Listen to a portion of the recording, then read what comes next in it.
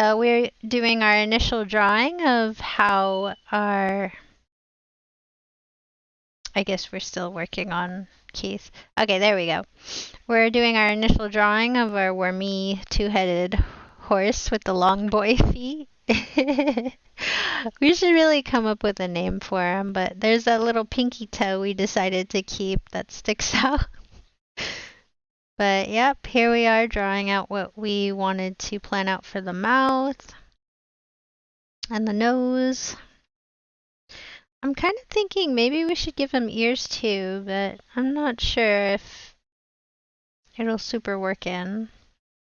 We decided they need some flowing hair there. Now we're silhouetting.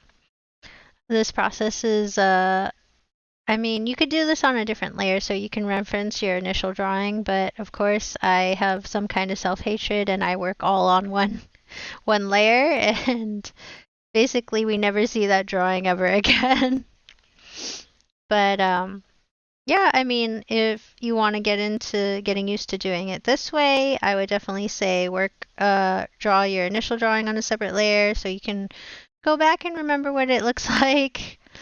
Usually I can remember pretty well what my initial drawing looks like, so we are just going ahead. We decided here we wanted to give the skin some vitiligo, which is a melanin, lack of melanin in patches.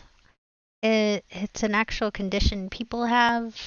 I always like applying some real world science or application of real world afflictions, diseases, what have you. I think it would make the skin tone actually more interesting adding this. So it would also like shake up the color palette for it too. So we added that. Here we are adding our cool tones, blue, purple, green. Adding our neutral tones, which I totally forgot to add the warm tones in, but it ended up working out. I mean, it's making those neutral tones really pop also. This is where we were fixing up our vitiligo patches so they would be more prominent and noticeable.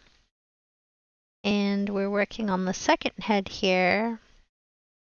I feel like I gave the wormy heads like way too many like segments or flappy folds. But I mean, it still works after we got through everything. You can see here that like I'm kind of blending some of the segments and flappy folds together so it wouldn't be overwhelming amount of segments to the neck area. And I think we are just trying to really work. It took me a while to work that out because on the second head I did add warm tones and it ended up getting kind of muddy, to be honest. And you end up washing out a lot of the vitiligo areas. So I tried to tone it down a little bit more, work it out a little. I mean, it got to where we wanted it and we were more comfortable with how it looked. So we're putting our cool tones in again on the body area, working out any light source and shadow areas that we wanted to emphasize. Looking pretty good so far. So yeah, I decided that that foreground foot was actually going to be shadowed because our light source is coming from top left, back left. So yeah, it's more practice for me to figure out where shadows and everything go, but so far so good. It's not looking too bad at least. Thank you again everyone for joining my stream. I always appreciate you guys coming in, viewing stuff, commenting, having a chit chat with me.